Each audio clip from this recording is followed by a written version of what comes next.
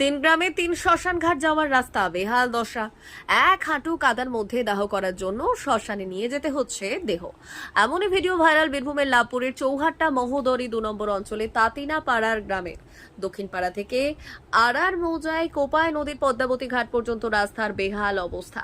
এই রাস্তার প্রায় 2 কিলোমিটার দৈর্ঘ্য। এই রাস্তার মধ্যে রয়েছে 3টে শ্মশান ঘাট। তার মধ্যে তাতিনাপাড়া গ্রাম সংলগ্ন স্থানে 2টি শ্মশানে মুখাগ্নি করে তাতিনাপাড়া গ্রামের দাসপাড়া, সদগোপ, বাগদিশ সহ প্রায় 200 পরিবার। অন্যদিকে ওই রাস্তা দিয়ে কোপাই নদীর পদ্মাবতী ঘাটে তাতিনাপাড়া আড়ার নাঙ্গলডাঙ্গার গ্রামের প্রায় 600 আদিবাসী পরিবার মৃতদেহ সৎকার করেন ঘাটে। এই গুরুত্বপূর্ণ রাস্তা দীর্ঘদিন ধরে বেহাল হয়ে পড়েছে। রাস্তাটি যাতায়াতের উপযুক্ত করা হোক, এমনটাই দাবি এলাকাবাসীদের। কি সমস্যা আপনাদের? আমাদের সমস্যা হচ্ছে সেই কংগ্রেসের আমল থেকে সিপিএম চলে গিয়েছে, আজ তৃণমূল আছে। তৃণমূলের আমলে আমরা দেখছি ওই একই অবস্থা আমাদের এই রাস্তায় আজও পর্যন্ত পরিবর্তন হয় নাই, আর হতেও পারে নাই।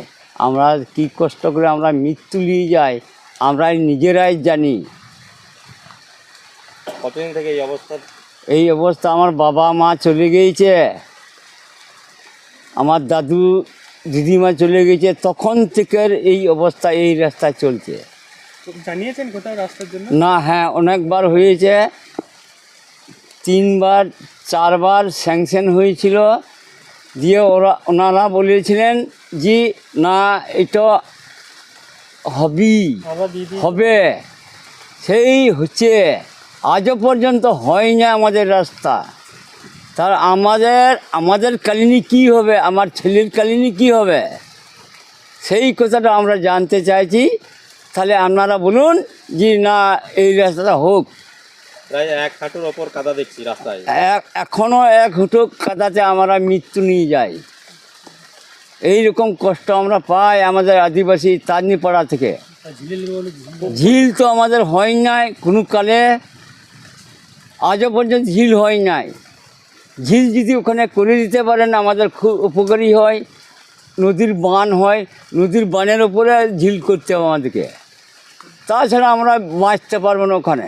কতগুলো গ্রামের লোক ওখানে ইয়ে করে দাহ করে? 3টে গ্রামের। 3টে? হ্যাঁ। আর এই রাস্তার মধ্যে কতগুলো শ্মশান? ওইটাই। 3টে? হ্যাঁ, 3টেই। মানে 3টে শ্মশান, 3টে গ্রামের লোকজন মানে দাহ করে। স্থানীয় গ্রামবাসীদের অভিযোগ, বারবার আবেদন জানিয়েও কোনো ফল মেলেনি। রাস্তার বেহাল অবস্থা, রাস্তা পরিণত হয়েছে আগাছা জঙ্গলে। সারা জীবন কাদার মধ্যে কাঁধে করে শ্মশানে দেহ নিয়ে যেতে হয় সৎকার করার জন্য। ঘাটের মধ্যে নেই দাহ করার কোনো জায়গা।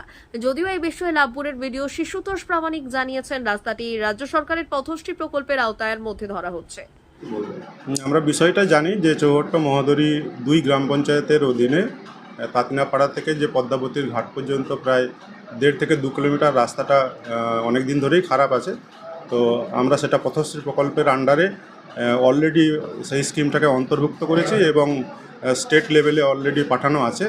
স্টেট লেভেল কর্তৃপক্ষ থেকে যদি অ্যাপ্রুভাল হয়ে যায় তাহলে এই কাজটা আমরা দ্রুততার সঙ্গে সুসম্পন্ন করে দিতে পারবো, যাতে সাধারণ মানুষের চলাচলের ক্ষেত্রে কোনো অসুবিধা না হয়।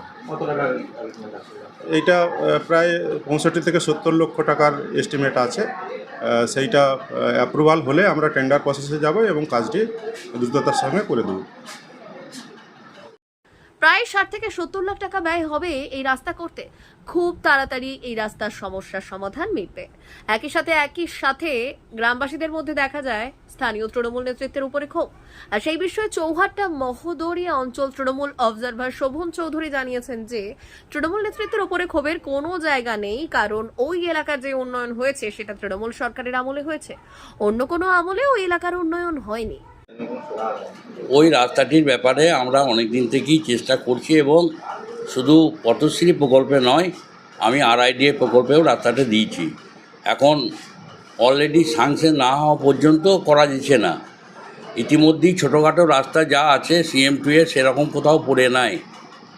ওই হরডাঙ্গা টু তাতিনাপাড়া, তার সঙ্গে আর 2-1টা রাস্তা পড়ে আছে। টোটালটাই পথশ্রী প্রকল্পে দেওয়া আছে এবং তার এস্টিমেট ভেটিং সব কিছু হয়েছে। টোটাল লিস্ট আমার লাভপুর ব্লকে 44 থেকে 45টা, তার মধ্যে CM2 এর রাস্তাটি ঢুকে আছে। অতএব যত তাড়াতাড়ি ফান্ড দেবে আমরা তত তাড়াতাড়ি কাজটাকে সম্পূর্ণ করে দিতে পারবো, এ নিয়ে কোনো অবকাশ নাই।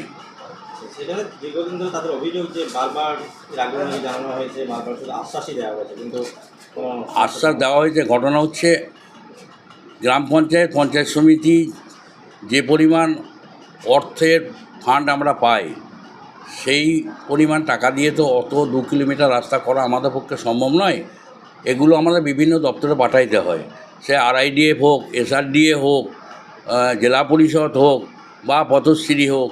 আমরা সেইভাবে পথশ্রী এবং RIDF-এর দুটো জায়গাতেই আমার পাঠানো আছে, কিন্তু পথশ্রী প্রকল্পে আমার যে 44টি লিস্ট আপাতত আমাদের কাছে এসেছে তাতে এই রাস্তাটি অন্তর্ভুক্তি হয়ে আছে।